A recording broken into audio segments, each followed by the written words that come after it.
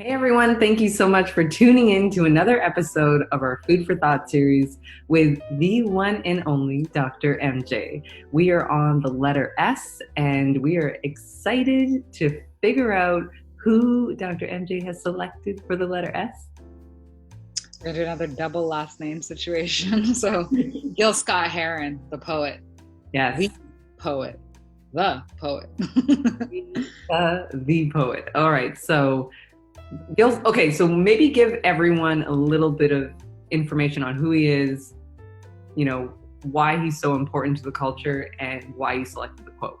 I guess he's another one of those people that is from that era of revolutionary thought. So the, 60s or 70s. Mm-hmm. And the revolution will not be televised might be the most popular thing that people have heard from him. Mm-hmm. But he's a poet that is, I'd use the word prescient here. He prophesizes and really, he might be one of these spirit children that, Ben O'Cree's speaking about, like half his spirit is in the spirit world and he can channel that into the real world or the living world. Mm-hmm. But I think of him as a prophetic poet and as a profound poet. And what else can I say? There's home is where the hatred is, a bottle, which, the song Bottle you can draw a line from that to the Kendrick song I selected the other day, about alcoholism. But the song, he's just prescient, prophetic, powerful. What else can I say? He's a poet. He's a poet. Everyone should go and listen. Everyone. I feel like we've touched on music, and when I think about all of the people that we've touched on in music, I feel like, it's just so essential. Everyone should go and listen, and we'll try to play a little bit as well during this piece, but everyone should go and listen. So what quote are you going to select? Because there's a lot. It's this amazing poem called Winter in America, mm-hmm. that I think is 1,000% relevant right now. Like, really describes where we're at socially right now, even though it was written, I'm sure, decades ago or a decade or two ago, like a long time ago. Okay? So, it starts, there used to be an agreement between the seasons. I mean, after a while, they decided to sit down and work it out. And they agreed that they were gonna just come and stay about 3 months each. And they would go wherever seasons go when they're not where you are. And this would be a cycle and it would go on all the time. And then one year in America, one of the seasons got mad and decided it was going to stay. Decided that the way things were done there that made it feel at home, he would not go where he was supposed to go. I mean, it wasn't the people running the stuff. You know what I'm saying? It was something, there's some kind of vibe there. Made it feel like he wasn't leaving. It was just not gonna go. It wasn't in terms of the temperature. It was in terms of the philosophy, the politics, the psychology, the way things were going in other directions. And so for a long time, where we come from, there's no spring and no summer and no fall. We've been taken over by the season of ice. Very few people recognize it for what it is, although they feel uncomfortable.